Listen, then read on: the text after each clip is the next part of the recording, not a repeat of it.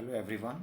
Today we are going to see class 10 science 2 chapter number 2 life processes in living organisms part 1. In this particular chapter, first two parts already we have completed. In that already we have said about the living organisms and life processes, living organism and energy production. In that the different steps we have studied. Then energy production in microorganisms through anaerobic respiration we have studied. Then energy from different food components, that part also we have already covered up in a previous two parts. Today in this part 3 we are going to talk about the one of the most important process in the life, and it is very essential part of the life process, which we call as a cell division. We know very well about living organisms. They have one phenomena or the character in themselves, that is the reproduction. And the reproduction or the growth of the living organism is possible only by the process called as a cell division. If the cell division is not there, then the living organism will not be able to reproduce the another generation or the new generation. And once that is not possible, means the life will extinguish from the earth. So today we are going to talk about cell division, an essential life process. When we talk about cell division, it is an important, very important property of cells and living organisms. Due to this property, a new organism is formed from existing one. A multicellular organism grows up and emaciated body can be restored. When we talk about the cell division, there are the two types of a cell division. One is a mitosis and one is a meiosis. Two different ways are there of the cell division. When we talk about the mitosis occurs in somatic cells and the stem cell of the body, whereas meiosis occurs in germ cells. So first we will talk about the somatic cells, stem cell, and what is a germ cell. And then we will go towards a proper cell division. When we talk about the somatic cells are nothing but all the cells present in the body which are not used for the reproduction process. Means different organs which is present in the body, different muscles, different bones, type of bones what we have in the body, they all are made up of somatic cells. Whereas when we talk about the stem cells are nothing but the cells which are a special category of the cell which can produce different types of a cell. On the other side, when we talk about the germ cells are nothing but the cells which is used for the reproduction process. Now, the further part of it, when we go towards a deeper part of the cell divisions, then they have given over here a pair of each type of a chromosome is present in 2n condition. 2n condition means they are present in the pair form. They are not a single part, they are present in a paired form. Whereas a single chromosome of each type present in n condition. N condition means haploid. We call this as a diploid. We call it as a diploid. And here this n condition what we have, we call it as a haploid. We call it as a haploid. Now, on the basis of this, we are going to talk about the different methods of the cell divisions. In that, the first they have given over here is a mitosis. They have given this mitosis. Somatic cells and stem cells divide by mitosis. Mitosis is completed through two main steps, and that steps are nothing but the karyokinesis, which is for the nuclear division, and the cytokinesis, which is for the cytoplasmic division. Because when we talk about the cell, A single cell, if I'm talking about, then there is a one nucleus inside it, and the rest of the part with what we have outside of it, inside the cell, is called as the cytoplasm. So cell division, if it is a mitosis process or the mitotic cell division, then in that we will have two steps. The first one will be a nuclear division, that is a karyokinesis, and the other one is a cytokinesis, which is for the cytoplasmic part of the cell. Now when we talk about the karyokinesis, is completed through the four steps. In that, we have the first one as a prophase. In a prophase, condensation of basically thin thread-like chromosomes starts. Condensation means it's go on contracting and a thin thread-like structure forms of a chromosome, and they start to appear along with their pairs of sister chromatides. Centrioles duplicate and each centriole move to opposite poles of the cells. Means they go on the separate sides after the division. Nuclear membrane and the nucleus starts to disappear, and the nuclear membrane and the nucleus starts to disappear because it goes on extending. Then the next phase what we have, that is the metaphase. In the metaphase, nuclear membrane completely disappears. It gets completely disappeared, and chromosomes complete their condensation, means the thread-like structure what was forming, it's get completed, and the sister chromatide, all chromosomes are arranged parallel to equatorial plane.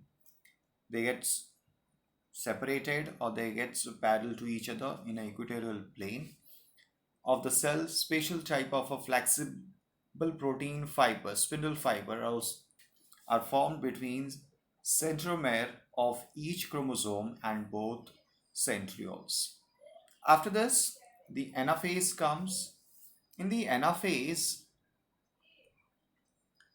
centromeres, which is already split, and thereby sister chromatides of each chromosome separate, and they are pulled apart in opposite direction with the help of a spindle fiber. They get apart by each other. You can see over here in this particular picture they are showing what exactly is happening. It's getting separated.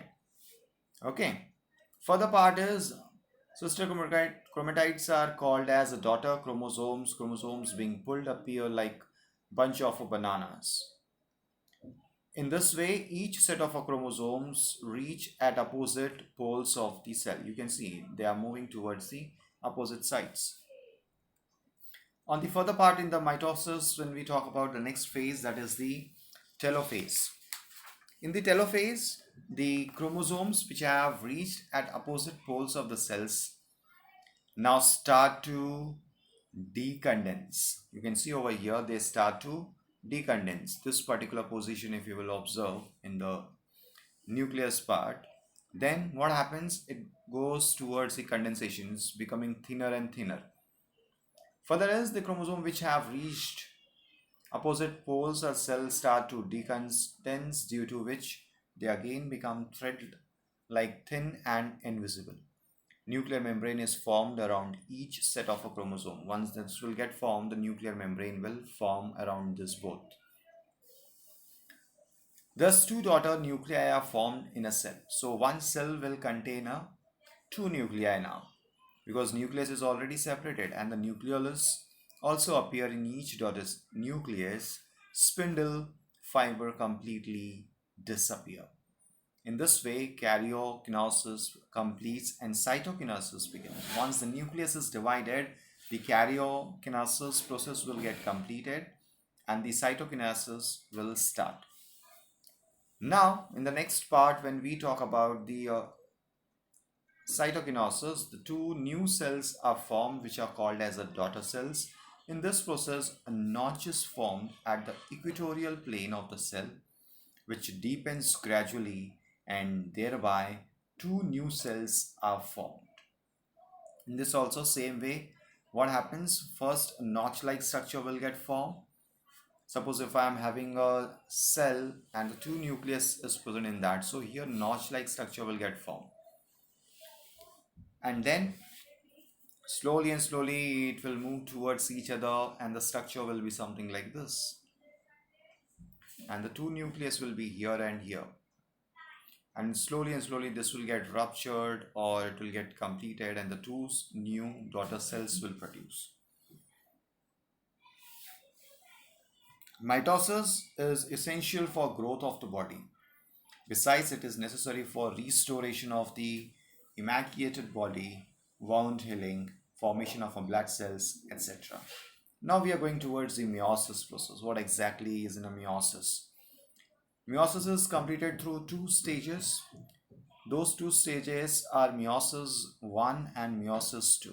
In meiosis 1, recombination crossing over occur between homologous chromosomes, and thereafter those homologous chromosomes, not sister chromatides, they are separate, are divided into two groups, and thus two haploid cells are formed. You can see over here in the they have given a phase wise first, second, and third. You can see how they are dividing. And chromatides are formed over here, then chromosomes, this one, then they are separating, and then at the end, when you will see in the telophase, two separate haploids will be formed. This will be haploid. They are the this ones are the diploid, but when we talk about this two, in this, especially this one is a haploid. Now further, meiosis is completely through two stages that already we have discussed. In the meiosis part 2, what exactly is happening in this? The haploids are formed. Meiosis 2 is just like mitosis. In this stage, the two haploid daughter cells formed in meiosis 1 undergo division by separation of a recombined sister chromatids, and four haploid daughters cells are formed. Process of a gamete production and spore formation occurs by meiosis. In this type of cell division, four haploid and daughter cells are formed, one diploid cell. During this cell division, crossing over occurs between the homologous chromosomes, and thereby genetic recombination occurs. Due to this, all the four daughter cells are genetically different from parent cell and from each other too. And that's why the crossing over, when we talk about in the plants, is bringing the new species.